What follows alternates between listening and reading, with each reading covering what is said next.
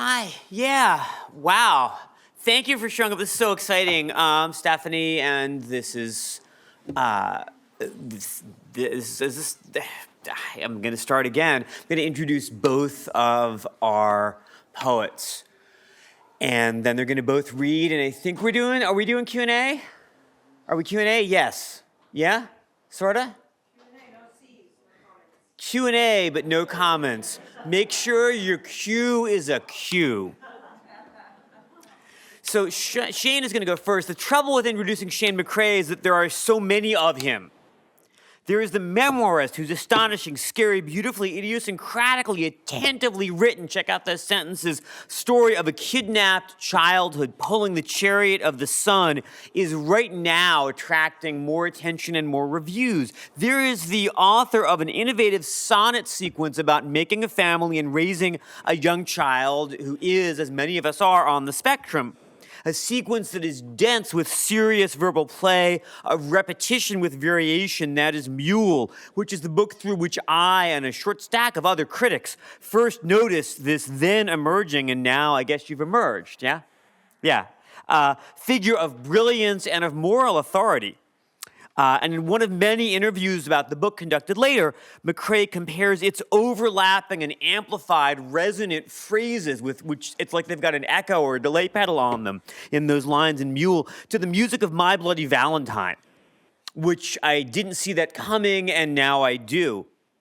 And then there's the most recent book of Shane's that I had the privilege to write about, the astonishingly named book In the Language of My Captor, which is really 3 books in one, 3 short ones, a gripping set of untitled prose poems about a swamp adventure through a whole world of wrecked and burned and abandoned things, a set of quasi-sonnets and stanzaic poems about a character sarcastically and sorrowfully named Banjo Yes, and another sequence, which as we now know speaks directly to the memoirs matter, of a series of poems spoken by Jim Limber, the adopted mulatto son of Jefferson Davis, quote, who kept me fed and wearing those nice clothes until they fit as tight as bandages. So good. People read Shane McRae for his topics and his takes on them so insistently that I think a lot of us neglect his versed craftsmanship. Check out the pace in those lines, in those stanzaic poems. Check out his use of blank verse. There's maybe my favorite among his earlier books, one of the ones with the most variety, The Animal Too Big to Kill. It's got long chains of quatrains, ways to talk back to God, verse memoir, and some of the best titles I've ever seen. Empathy erases the heart. I know it's hard for you to believe you still benefit from slavery. And at one point in my life, I found that claim hard to believe, and now I know it's true that I do.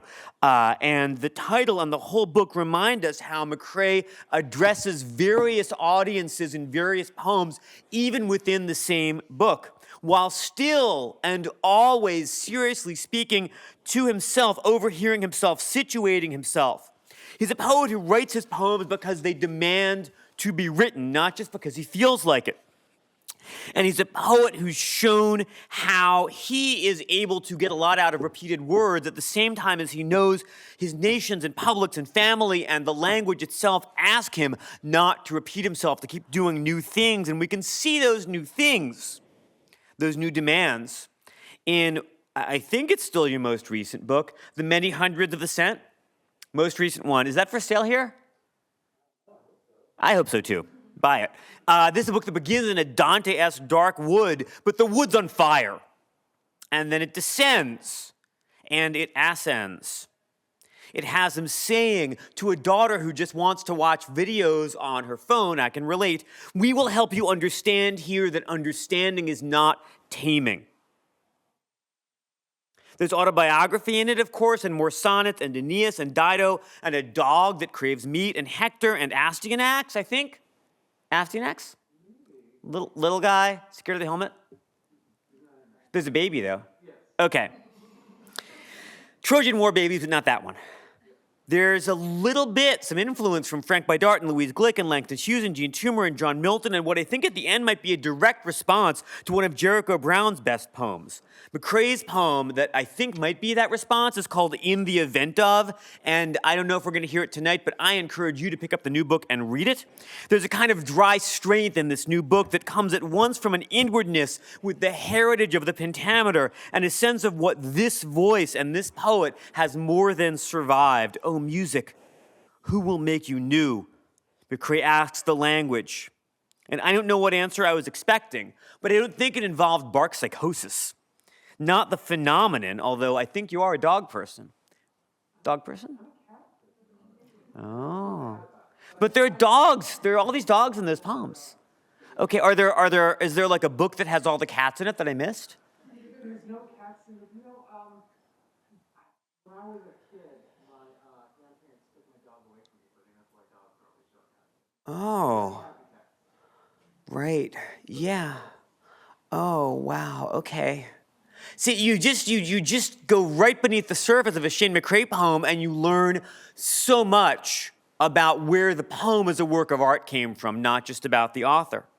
Anyway, bark psychosis in the new book is not the phenomenon, but the 1980s and early 90s indie goth ambient acts who are not, I think, better than This Heat, who are also in the book, but who have now become more important to literary history and poetic history than This Heat or even the Raincoats, because the whole new book ends with poems that respond to bark psychosis, and I hope we're going to get to hear at least one of them. But honestly, I'm ready to hear whatever rhetorical structures, utterances, declarations, and cries from this well-constructed, opened-up heart that Shane McRae has given us in so many of his books. I am ready for that. I am ready for it. I am ready for him. Shane McRae has won the Anisfield Wolf Award, which you should look it up, but there's no award like it.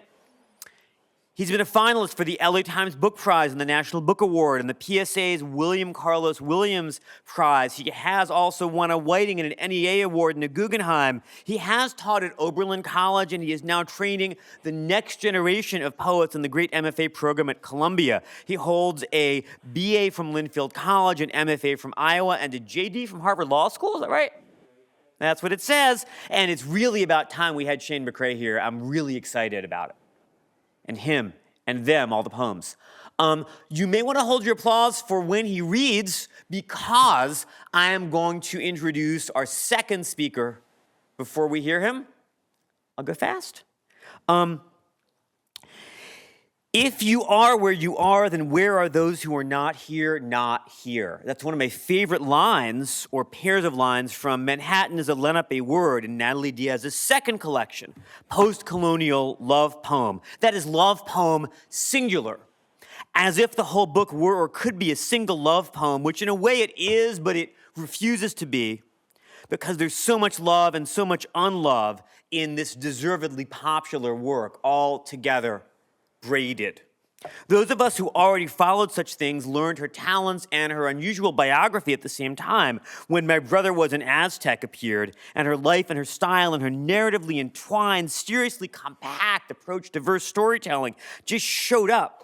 And we learned about her troubled brother and his dangerous visions, and again dangerous visions, about the Mojave and Hopi and other interconnected communities in her version of what I was maybe wrongly taught to call the American Southwest, with its crevices of mesa and its once holy darkness of silent earth and always night. I love that line.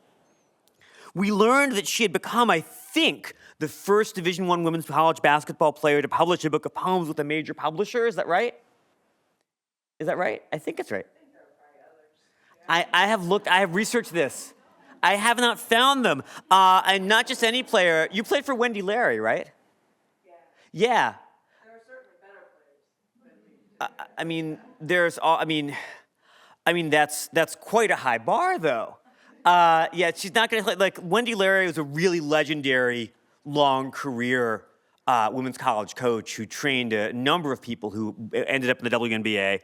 That was at Old Dominion, and then she went professionally overseas, not Wendy Larry, but Natalie Diaz, to play, and then came back to focus on her writing instead, and I am glad that she did that.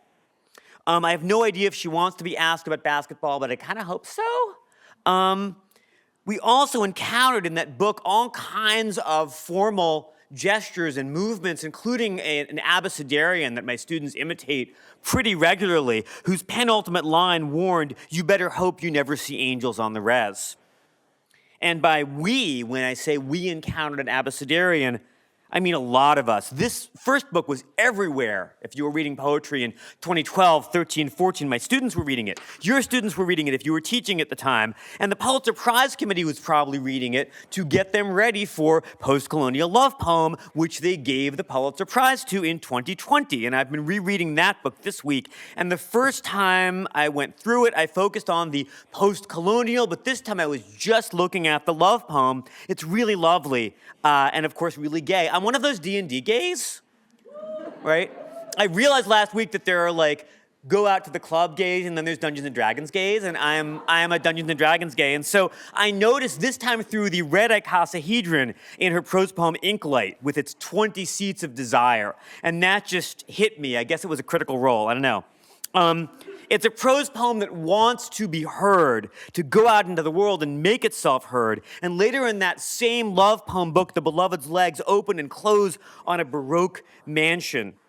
And that poem isn't Baroque so much as classic, fit for the stars, even before the Star Wars joke in it that I, a Star Trek girl, did not see coming, nor did I see the way that the history of basketball threads itself through that book, whose net is an emptiness we can fill up all day long. It's an honor to read and reread these love poems, protest poems, memoir poems, Arizona poems, poems that take their readers where many of us could never otherwise go. Natalie Diaz has won the Pulitzer and the American Book Award and has been a finalist for the National Book Award and for Britain's Forward Prize, which is a really big deal if you follow British stuff. She's also won a MacArthur Genius Grant and a Lannan Fellowship. And she holds, tell me if I get this wrong, the Johnson Chair in Modern and Contemporary Poetry at Arizona State University. And we are very happy to have her right now and right here. And we will hear from Natalie Diaz, but first we will hear from Shane McRae. Is that right? Okay, do we applaud both of you? I don't know how do we do the applause thing. Okay. Okay. And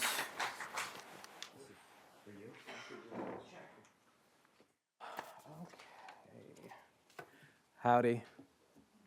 Can y'all hear me okay? Perfect, rad. Thank you for letting me know. Let me figure out how to open my phone. Okay, cool. Okay, so thank you all for coming. Thank you everybody who made this happen, especially Lee. Thank you, Stephanie, for that really fantastic introduction. And I'm really excited to be reading with Natalie, and I'm really excited to be reading here. So I'm going to start with poems from my new book, The Many Hundreds of Descent, and then I'm going to start with newer poems. I have been reading the collected poems of Delmore Schwartz. They come out next month, but I have an early copy of it. And I got it, I got really excited, and then was immediately a little crestfallen because it starts out with this really long narrative poem. It's like 60 pages long. And I just thought, well, why does this have to have such a high price of admission, such a long first poem? So in honor of that, I'm starting with a long narrative poem. It's called Helen. 1. Helen's Spear. Helen studied Achilles from her room in the palace that was Paris's room, while Paris fretted and paced or slept or bragged to his pages about the swiftness with which he would dispatch Achilles if only his father would allow him to fight. The life of a prince is not his own, he would say to the 3 bored boys and to the 4th boy who listened. He owes his duty not to the great, no, lads, but to the humble. And he would turn then to the window from which Helen watched Achilles kill, but he would close his eyes. Helen studied Achilles. Helen studied him as she had studied her furious husband Menelaus in the months before she fled him with Paris. Helen studied Achilles, memorizing him, this small, quick man who was more fearsome than her husband. Within a year, whenever she saw him knock a spear thrust away, she felt his muscles twitch beneath her skin. She leaped back whenever a Trojan lunged at him. And in the years that followed, she began to lunge at him. She began to knock his spear away. And soon she realized her lunges were faster than his. Her spear was faster.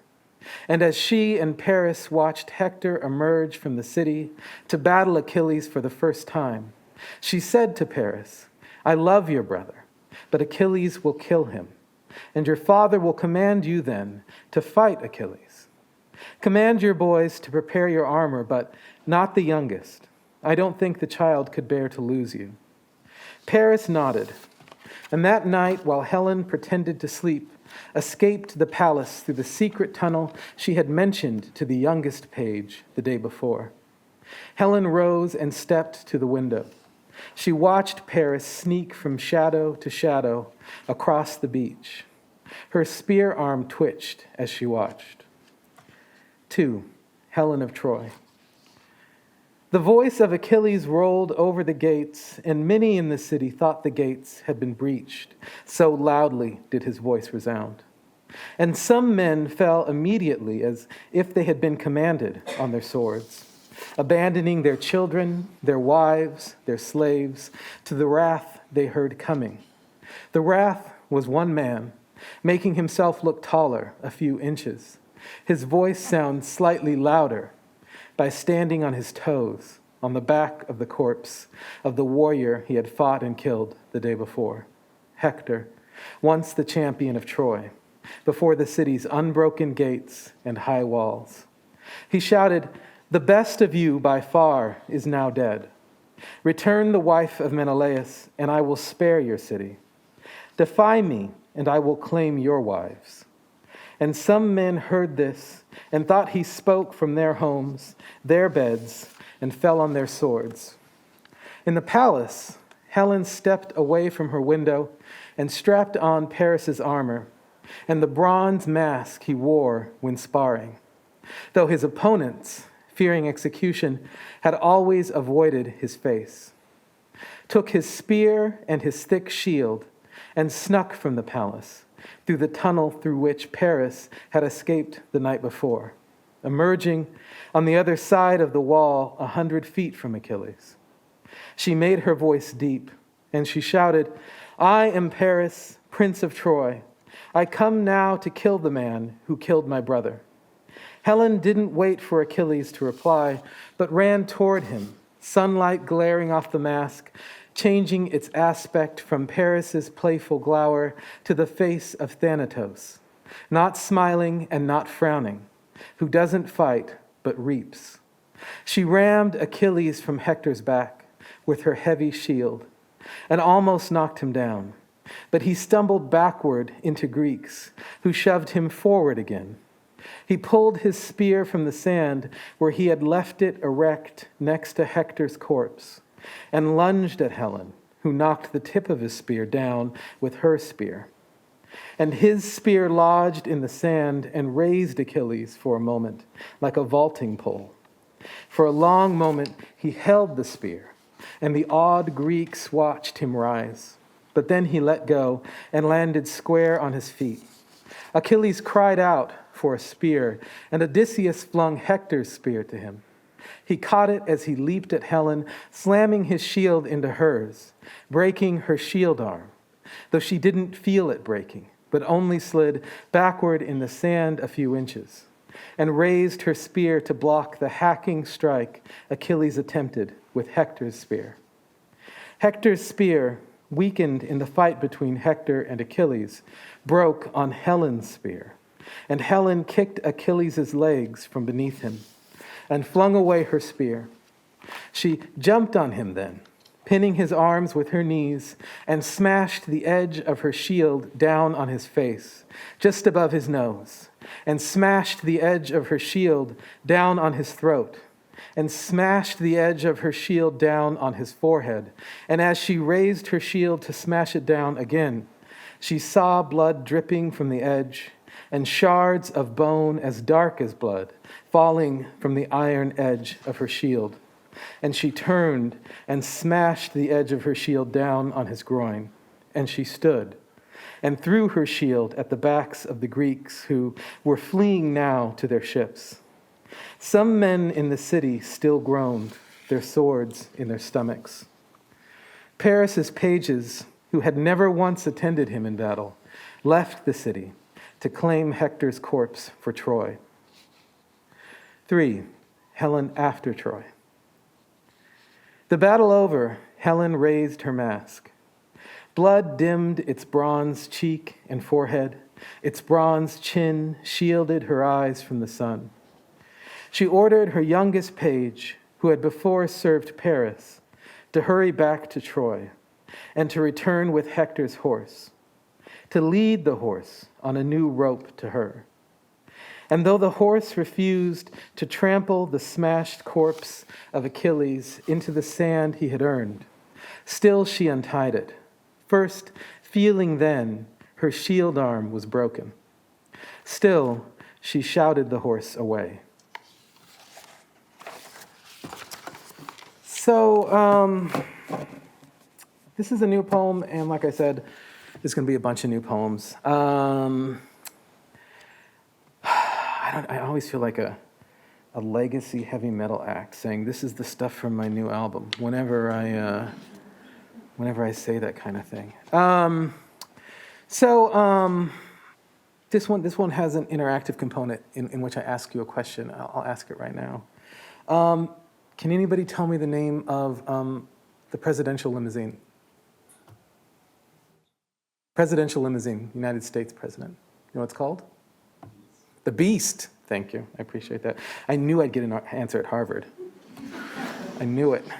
Okay, so maybe the other thing to keep in mind is, the testimony asserting that during the January 6th insurrection, Donald Trump lunged at the steering wheel and tried to take control of the Beast in order to drive to the Capitol. So, this is the sullen heart of the Beast. The man in the Beast, also remember that Donald Trump is a germaphobe and generally grossed out by things. Okay, so the sullen heart of the Beast. The man in the Beast, the sullen heart of the Beast, imagines first the wheel unpleasant, gripping the wheel, to the touch at least. A little damp, he wonders, isn't its skin a little skin, or inside parts? And gross to touch it, either thing, in blood or sweated on, with warts and flakes of shit, and he can't bring almost himself to lunge for the steering wheel, imagining what it has been. But how would bloody leather feel, he thinks, like it's alive again. So, when Navalny was assassinated, I think a few days after that, there was this guy. He was a Russian helicopter pilot. His name was Maxim Kuzmanov. And fairly early in the war in Ukraine, he took a Russian helicopter and just flew it over the border and defected to the Ukrainians. I think it was just a few days after Navalny was assassinated, Maxim Kuzmanov was assassinated in a garage. So this is Maxim Kuzmanov dying. Far off, a car alarm is screaming, stopping, screaming, far off, far but here, in the garage. And farther far and up, somebody puts a hand against an ear to hear a voice in the other ear. He squeezes his eyes shut, briefly, grimacing. I think he is a man like me, my age. The noise is impossible, a scream. His ink, he's taking notes. His ink is running out. The letters breaking. The man curses, slides open a drawer he had at The first shot had turned to look, I look, a seagull glides, impossible above the cars. The man had turned to look. But when the shot repeated, he turned to the notes, the yellow pad again, said, sorry, asked the voice to please repeat it in English, like a chain between two boats. The seagull stops and flaps above my body. It doesn't dive or rise. It's taking notes, too. The man shuts the drawer, sighs, now I'm ready.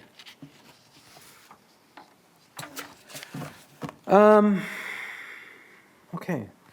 When I wrote this poem, you will not recognize this because there's no reason for you to, but I was imagining some sort of space near campus that isn't actually a real space here. It just, I don't know, I had what I thought this space would look like, and for some reason, despite the fact that it was entirely imaginary, I thought it would be in Cambridge. So, this is called The American. Oh, actually, I know why I thought it would be here. This is called The American.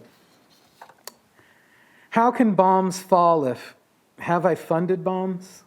Or voted any dropped? Or rockets loose? Or think of, as I walk along the spruce, along the wall, behind the armored homes, across the highway from the hidden tombs, and the iron angel with his buckle shoes and flaming sword, and melting feathers whose concluding liquefaction never comes, but waits him frozen in the element.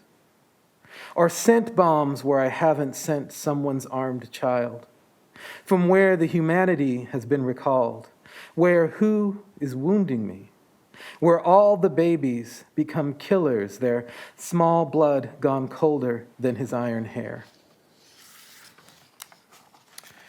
I can't remember where I was when I realized this. Was thinking about, in a really casual way. I think I was thinking just about the speed of light, but eventually I started thinking about the discrepancy between the speed of light and the speed of sound.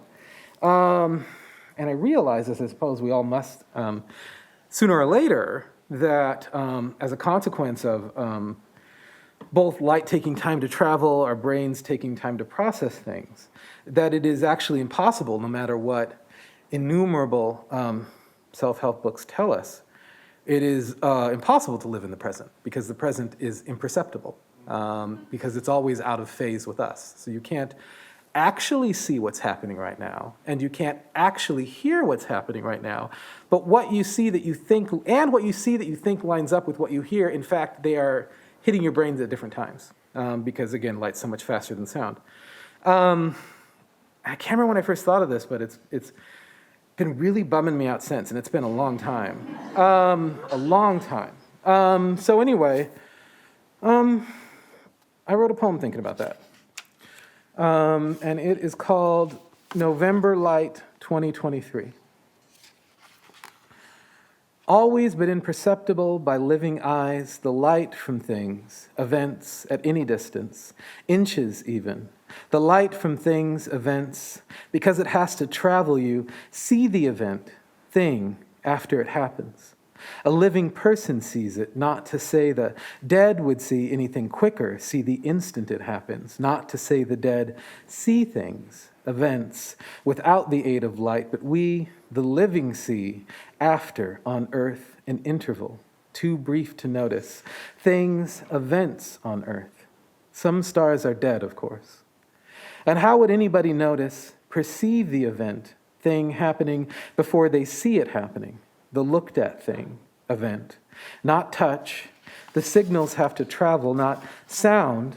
Sound is so much slower. Children do math between the flash and crack of the same bolt. Not smell, no, smells are slow as air, unless the corpse is hidden in the walls, unless the corpse is hidden in the bushes.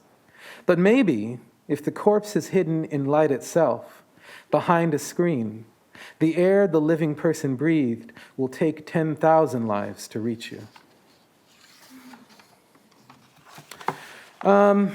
So, Trump was president for a while, and I wrote a whole book about it. And when Trump stopped being president, I just assumed, well, obviously, we won't do that again.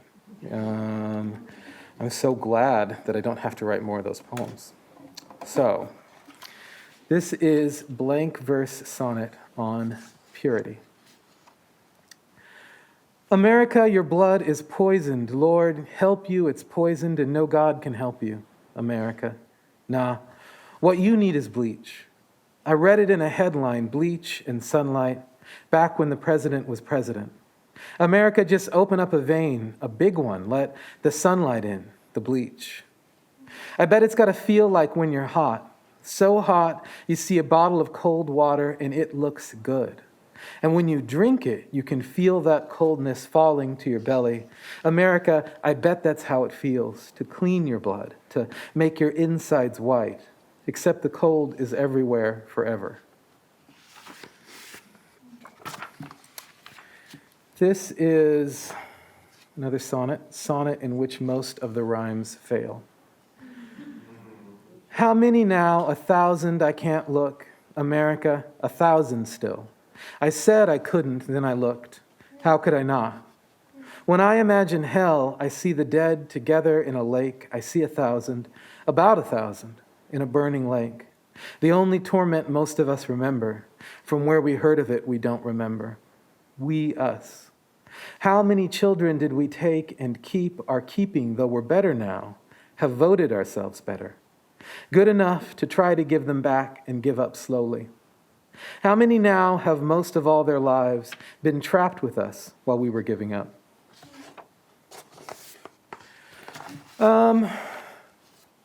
This is a poem about some horses. It's called Police Horses on Boston Common. It wasn't winter, was it April, was it June? The horses on the common still, tall as tall towers, each still with the liquid stillness of a living thing. Liquid, but will not settle into, take the shape of any one container, not even itself. Clopped over, shaking its head, each a forward-going no. Led from the staging area, concrete, so not a stable to the rise. It must have been a rise in the grass, on which each horse assumed magnificence, the flying boundaries festooned by college banners. Or was it May, July? The future was New England because we die in the future. Good ye the little banners made big by kindless stretching, and yet saggily empurpling the dirty bricks. The danger wasn't that the horses made the cops seem bigger, no, but that they made the cops seem decorative. November as green was summer, life outliving life. So these last two are from the Many Hundreds of the Cent. I wrote a long poem that Stephanie quoted called Hex, because that's the name of Bark Psychosis's first album, but also because the poem is in blank iambic hexameter. And I had so much fun writing it that I wrote a couple more poems in that mode, and this is one of them. It is called After Hex 1, and I just want to thank you all again for coming. After Hex 1. One's opportunities to be unhappy are dynamic, ever expanding. A Ford Mustang chasing the sun as it sprints panicked to the western limit, which is the first day you don't think of the insurrection. And for weeks afterward, and following what once had seemed, and anybody would have said so, seemed to have been a sequence of events in time, and only to the intelligentsia, then hidden. Now they scurry from one nimbus to another down the block until they disappear in darkness. Then they reappear in light, then disappear again in darkness. And then finally, beneath the next streetlight, they're gone. They disappear in light, to whom what seemed to you a sequence was a sphere of time, expanding in a space with limits, and with walls at its limits, in which objects are attacks the space pays. To what authority? The sphere of the riot for what seemed like weeks, but it was only minutes. The sphere was conveyed, a polished gem from hand to hand, one representative to the next, one party to the other, in the weeks of their competitive expressions of concern, in the minutes of those weeks, rolling, a golden coin across scarred knuckles, a magician or a criminal, but both. The coin, a sphere in the space between two hands, a coin in the hand. Eventually, like bullets in America, the riot passes through our heads and we forget the riot, everything. What once seemed strange to you becomes your heart, America. Your heart's blood strange to you, hidden in you, the truest part of you unknowable, a minotaur of the hidden God who is not you, the God, not even of your own heart. And I got one more, it's a little one. It's called In the Event of. Okay. Officer, how you know I'm dancing is the body cam. Look, I'm riding centuries of whips. The first half of the ghost, arms out the window up. The second half, arms flat on the pavement, palms down. Now the ghost is whole. My arms stretched forward like I'm bowing, but if I were standing, stretched above my head. Officer, how you know I'm dead is that I seem to bow to you. Thank you.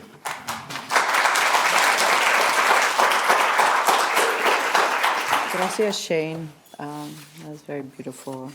And gracias, Steph, for the introduction. Aiwan jahotan, evak idum, hakuloi manch. Me estoy alegre de estar aquí con mi corazón. So many people who I love, David and Lou, or our dean, as we call Dr. Himpton, someone whose conversations and presence really changed my life over the last summer, along with Valeria and your friendship, hermanidad. I love you. I love you, and Tracy. Yeah, I mean, it's just really lucky to be in a place where you feel loved, but also where you know you have learned to love and are still learning to love, and that's one of the very small gifts that poetry gives me in all its complexities. Yeah, so I wanted to. I'm thinking.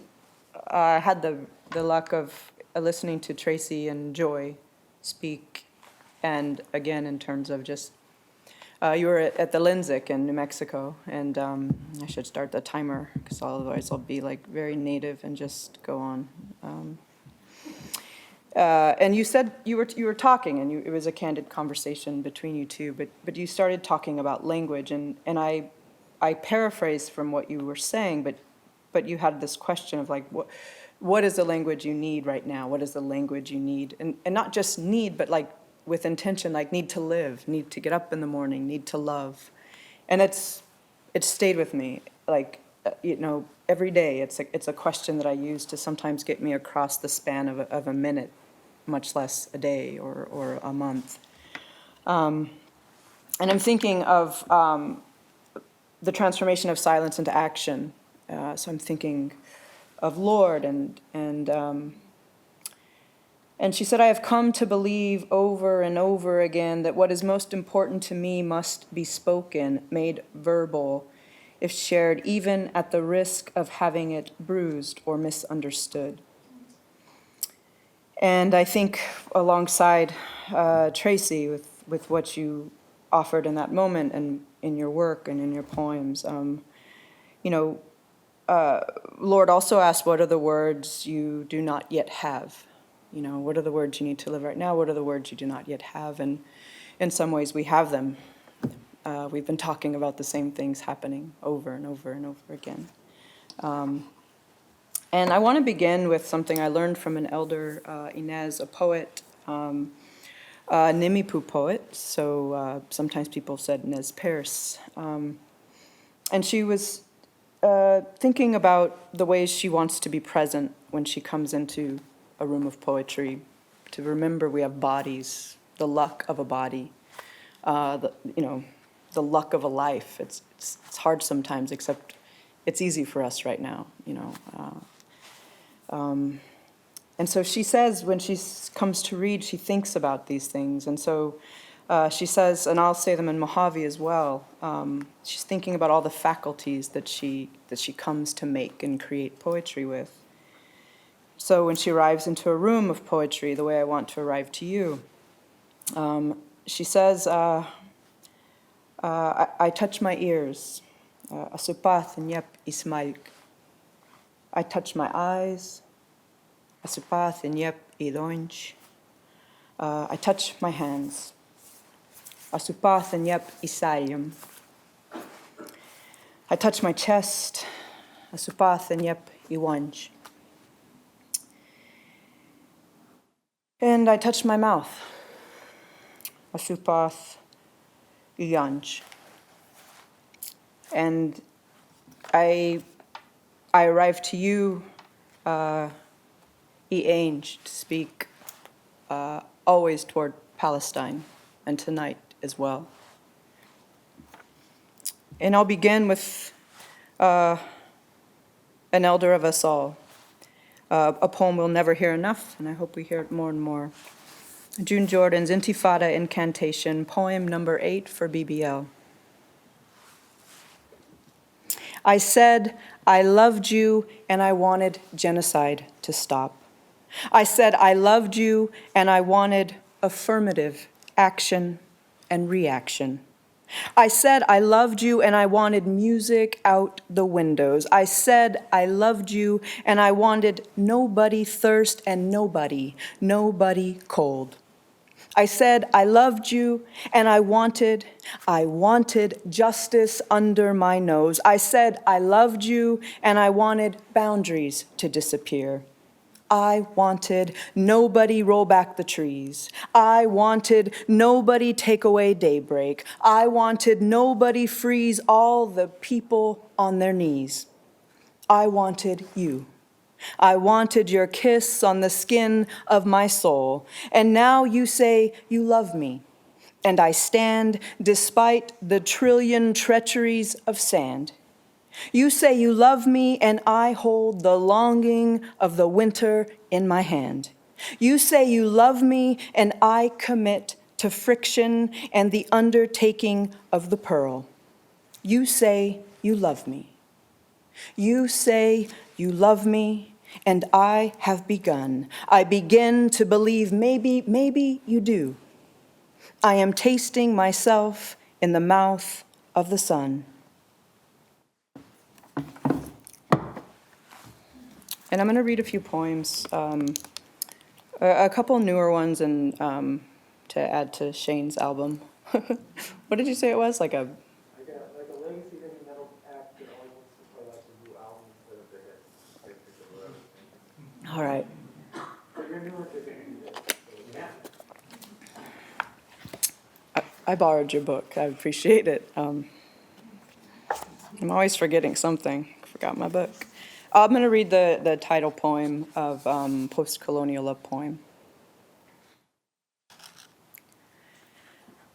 I'm going to see what these notes are you wrote in here. crossed out so many of my lines. Let's go ahead. There are a couple better ones you wrote in there. That's good. No, I'm just playing around. I've been taught bloodstones can cure a snake bite, can stop the bleeding. Most people forgot this when the war ended. The war ended depending on which war you mean. Those we started before those millennia ago and onward, those which started me, which I lost and won, these ever-blooming wounds. I was built by wage, so I wage love and worse, always another campaign to march across a desert night for the cannon flash of your pale skin, settling in a silver lagoon of smoke at your breast. I dismount my dark horse, bend to you there, deliver you the hard pool of all my thirsts. I learned drink in a country of drought. We pleasure to hurt, leave marks the size of stones, each a cabochon polished by our mouths. I, your lapidary wheel turning green, mottled red, the jaspers of our desires. There are wild flowers in my desert which take up to 20 years to bloom. The seeds sleep like geodes beneath hot feldspar sand until a flash flood bolts the arroyo, lifting them in its copper current, opens them with memory. They remember what their God whispered into their ribs. Wake up and ache for your life. Where your hands have been are diamonds on my shoulders, down my back, thighs. I am your culebra. I am in the dirt for you. Your hips are quartz light and dangerous, two rose-horned rams ascending a soft desert wash before the November sky untethers 100-year flood. The desert returns suddenly to its ancient sea. Arise the wild heliotrope, scorpion weed, blue phacelia, which hold purple the way a throat can hold the shape of any great hand. Great hands is what she called mine. The rain will eventually come or not. Until then, we touch our bodies like wounds. The war never ended and somehow begins again.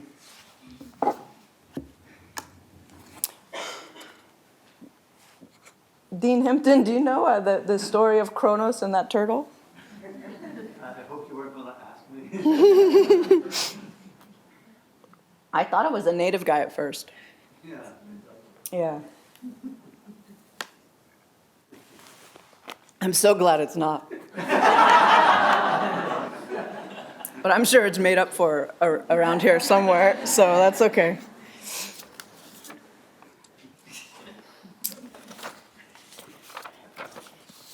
I think a lot about the body. I think right now we all do. We all, the ways we're seeing bodies. I think the ways we've come to realize the different ways bodies can hurt, right? The imagination.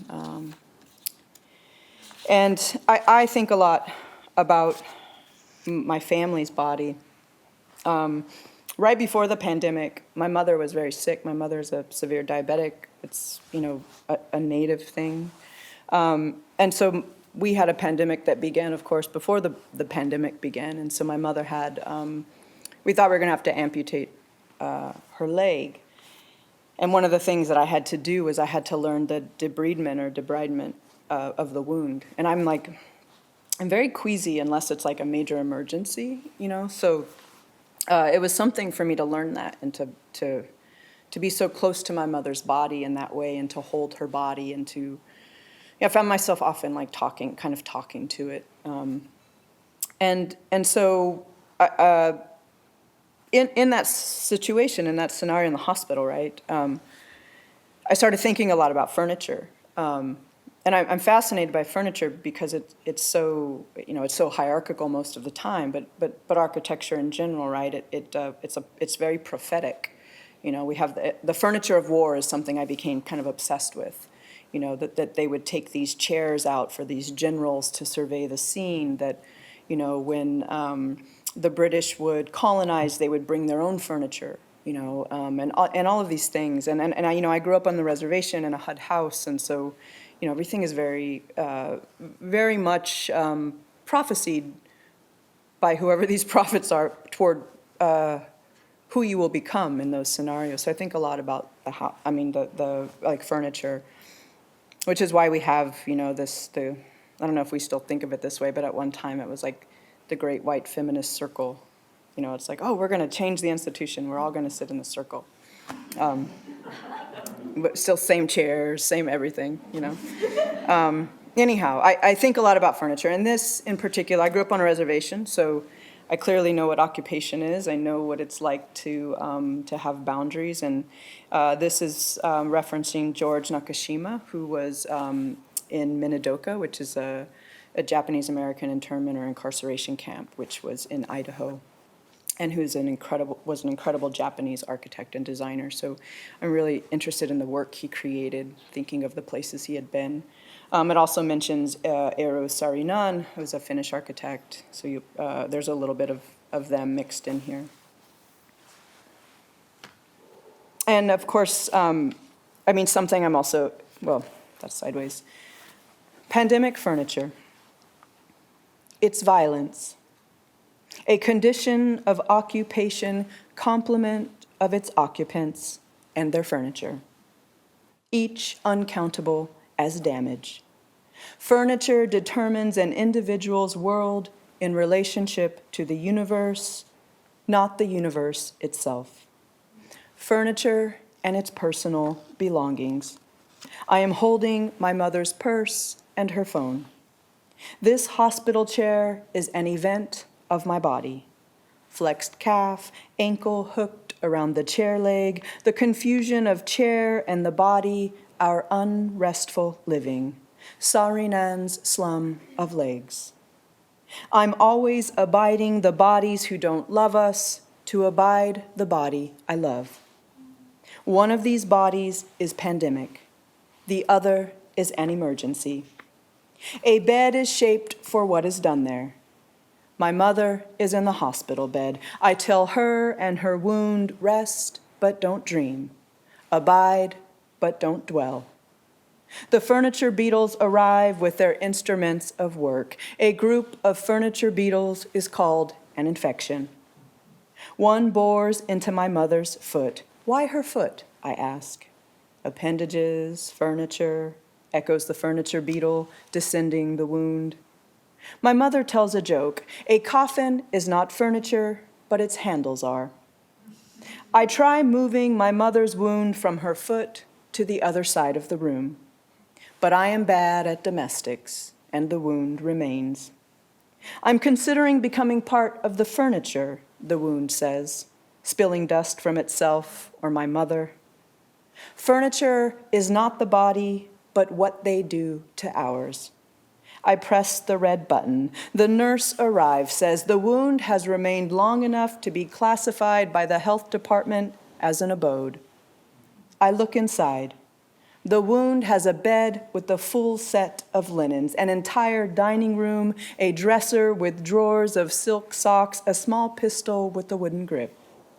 The nurse says, let's not say occupation. Let's say your mother is a host. I tell my mother, next time we're asking for an unfurnished wound. My mother says, they don't require a table and chairs to make use of us. And this next poem, I was thinking toward the number of murdered and missing Indigenous women, for which, of course, there's no official count, the way there is no official count for the number of murdered, missing Black women, queer, trans, two-spirit, and the way there's no official count that the United States will accept for the number of murdered and missing girls and women in Palestine.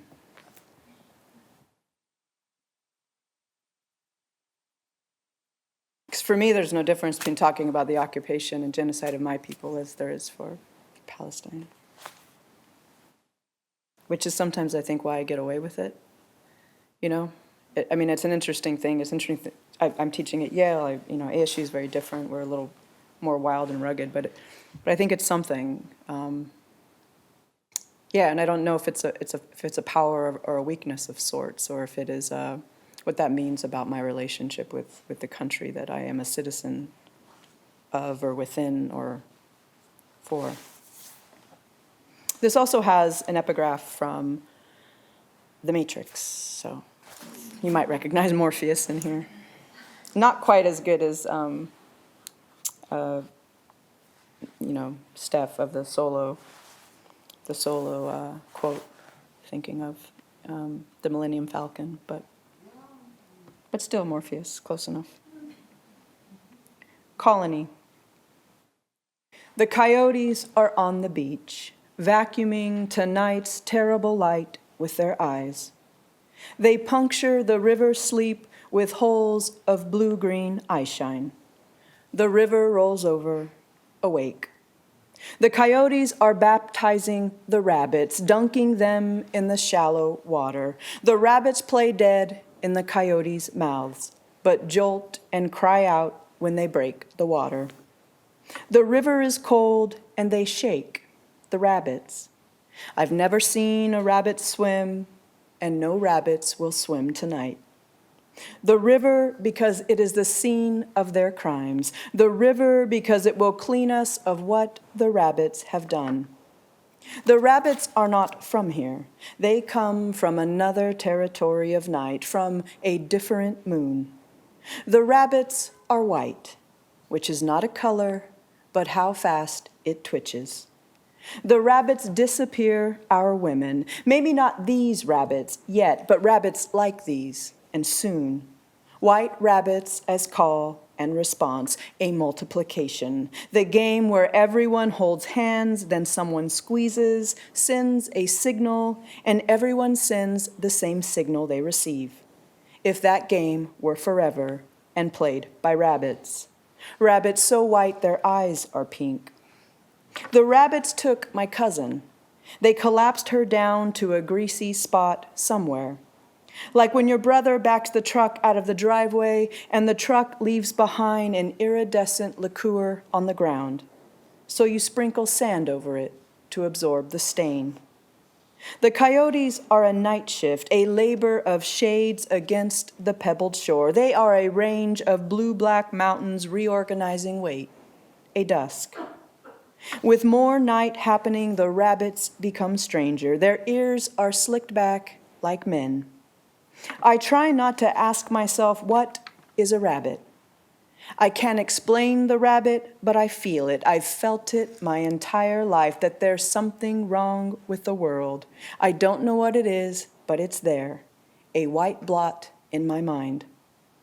The question distracts me and a rabbit kicks its body free. The noisy shadow tangles and disrupts the coyote's feet.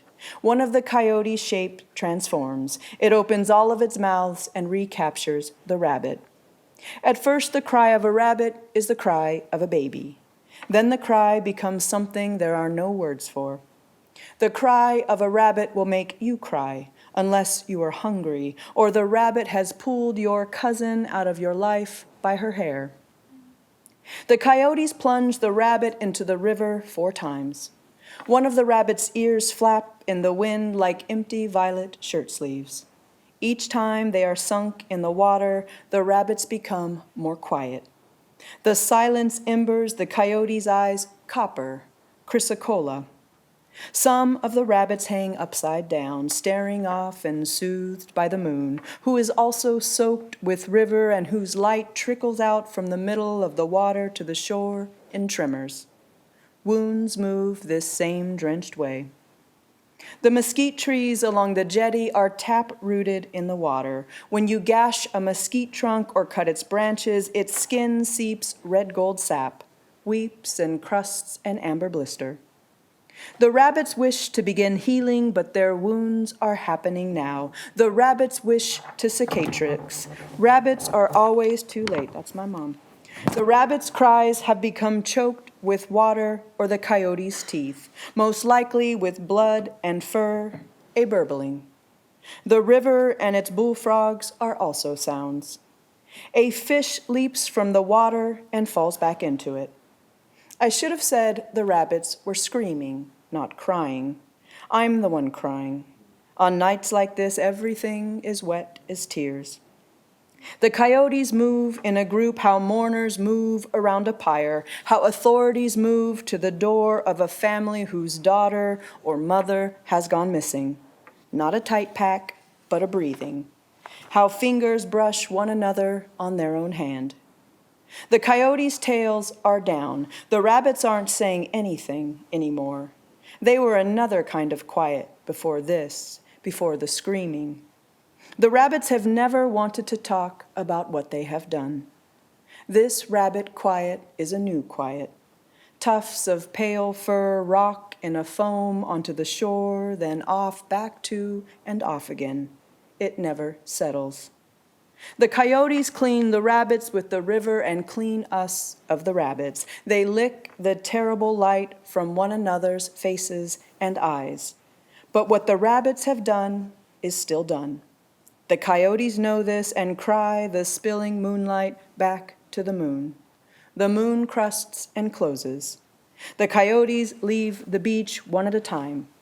We are all clean and lonely. And I'm going to finish with a poem from the book. I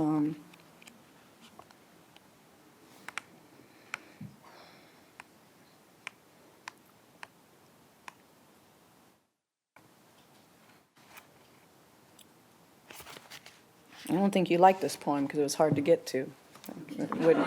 I wouldn't turn to every other page but that one. No, what is your name? Chris. Mil gracias, Chris.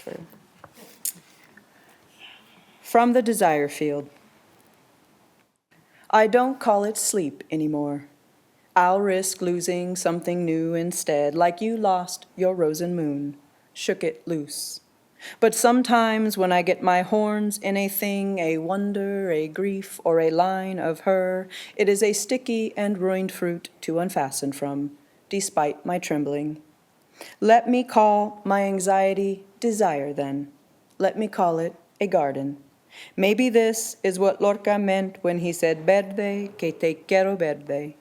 Because when the shade of night comes, I am a field of it, of any worry ready to flower in my chest. My mind in the dark is una bestia, unfocused, hot, and if not yoked to exhaustion beneath the hip and plow of my lover, then I am another night wandering the desire field, bewildered in its low green glow, belling the meadow between midnight and morning. Insomnia is like spring that way, surprising, and many-petaled, the kick and leap of gold grasshoppers at my brow. I am struck in the witched hours of want. I want her green life, her inside me in a green hour I can't stop. Green vein in her throat, green wing in my mouth, green thorn in my eye. I want her like a river goes bending, green, moving. Fast as that, this is how it happens. Soy una sonambula. And even though you said today you felt better, and it is so late in this poem, is it okay to be clear to say, I don't feel good? To ask you to tell me a story about the sweetgrass you planted and tell it again or again until I can smell its sweet smoke leave this thrashed field and be smooth. Gracias for your generosity.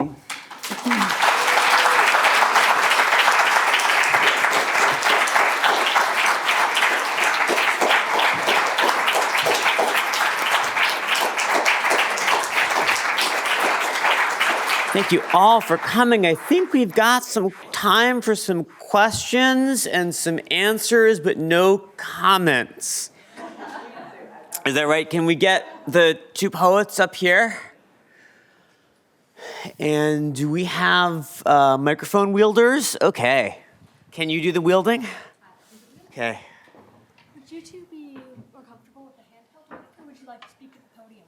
I'm fine out there. Whichever you prefer. Up here and then we can just. And anyone who wants to ask a question, I'll just pass you guys the handheld mic, okay? You can also have comments. I was just kidding. It's a question. Both of you have had really varied careers inside and outside of poetry. And given that there are a lot of students in the audience and that it's often really hard to find mentors and guidance when you have many different passions in your life, I wonder if you could speak a little bit to the tracks that your careers have taken and who you were able to find to lead you along them. You're closest.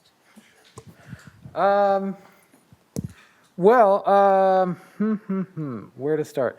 I started school at community college because I had I had dropped out of high school, and so when I went to community college, I assumed, because nobody in my family had gone to college, I didn't know anything about it. I assumed that everybody there had read everything, and so before I went, I tried to do the Western canon as I understood it, but having not really paid attention to school from middle school up, I didn't really know what that was. But I read like the Fairy Queen and a bunch of other stuff so that I'd be ready for community college. And then because of that, I was able to,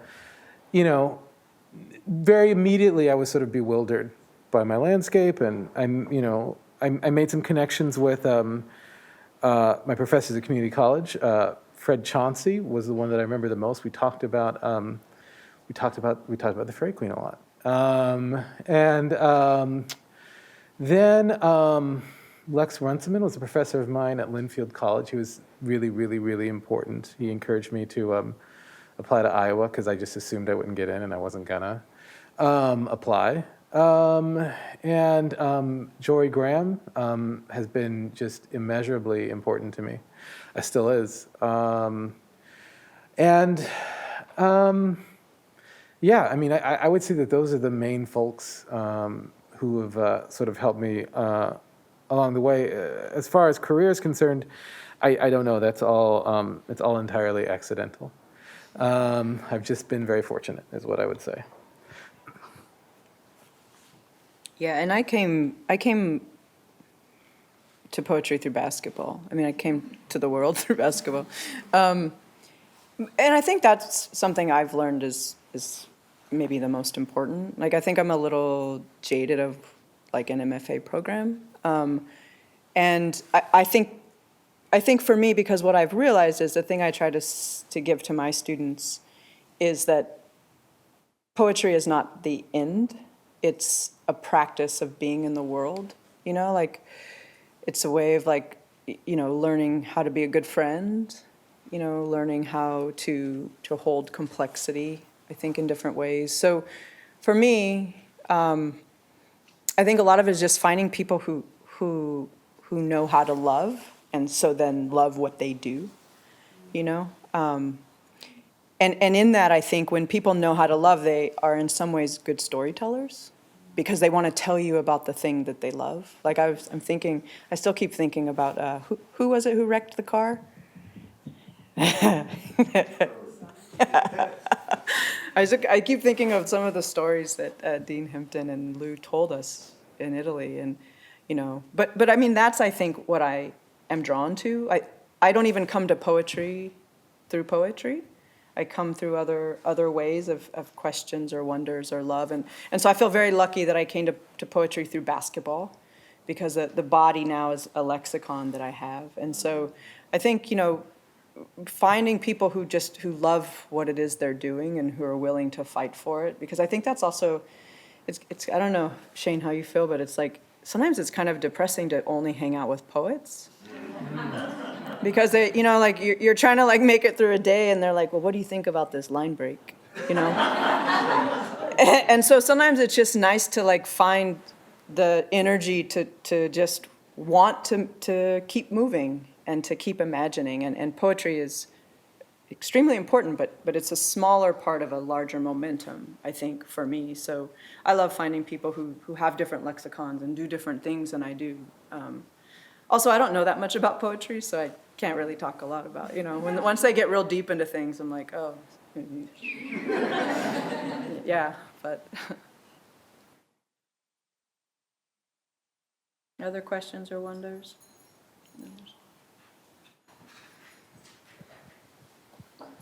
Yeah, thank you both so much. I was, speaking of depressing things, I think I was a little bit bummed out, to borrow a word, about the tension brought up between speed of light and speed of sound, and how things are the present seems a bit of a fiction, or the now seems a bit of a fiction. And I was wondering then, kind of thinking about those observations, where you see temporally the poem fitting your poems, and thinking about poems or poetry as a practice of being in the world, right? Is this something that helps manage this sort of fictional now? Does it help achieve a now of some kind? How do we think about poems temporally? Okay. So how do I think about my poems temporally? That is a super good question. I mean, I put a lot of effort into not thinking, and so let me think about this. I mean, maybe the easiest way for me to answer this is to think about or to talk about sort of where my head's at with regard to temporality, I suppose, when I'm writing my poems. I don't know. I think it's a thing for poets. And Natalie, maybe you can correct me. It feels like, at least with regard to my own poems, I always feel like what I think about mostly is what's generally wrong with them. And for me, it's largely this feeling that I'm sort of not quite lined up with the present moment, and not in the sense that sound and light aren't lined up, because that's more like, in some ways, a very unspoken social contract that we all just agree to, and that's fine. That's what the present is. It's a contract, not a place you can inhabit. But I do tend to think about my poems as sort of being, in some ways, disconnected from the present moment, insofar as I feel like what I'm thinking about when I'm writing them is sort of unrelated to at least what I imagine other folks are thinking about, but who knows? Maybe nobody is thinking about the same thing.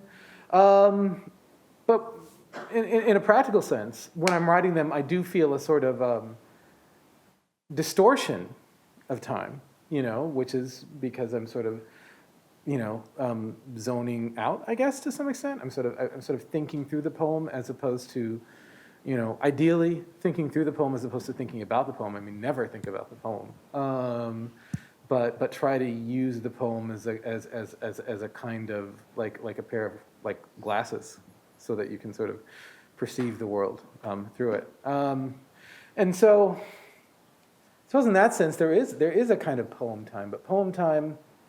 I remember reading once about the idea of how terrible it would be to be immortal, because what makes it terrible, among so many other things, is the older you get, the faster time goes. Because again, besides the present being a contract, time is an illusion, all that stuff.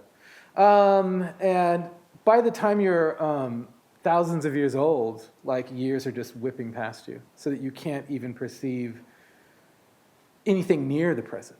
And there is a way in which I think writing a poem sort of distorts time in a similar way to being immortal, insofar as everything speeds up really, really quickly, and it's hard to sort of get a grip on what's happening. I don't know if any of that's useful, but that is time and poetry. There you go.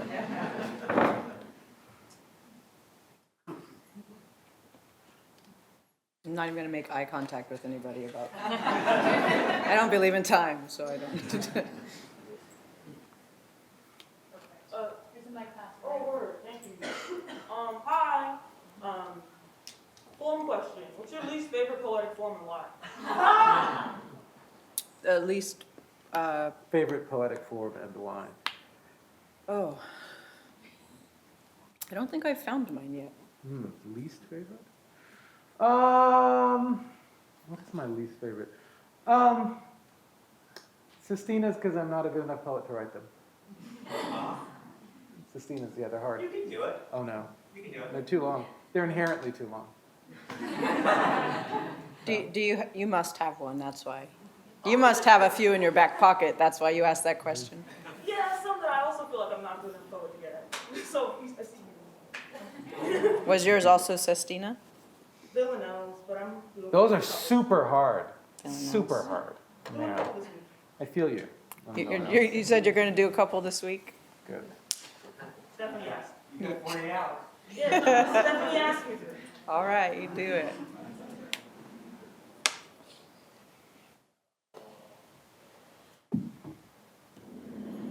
Everyone Out of looks. questions. We have time for one more. Or not. Wow. Thank you for coming all this way and Gracias. being here.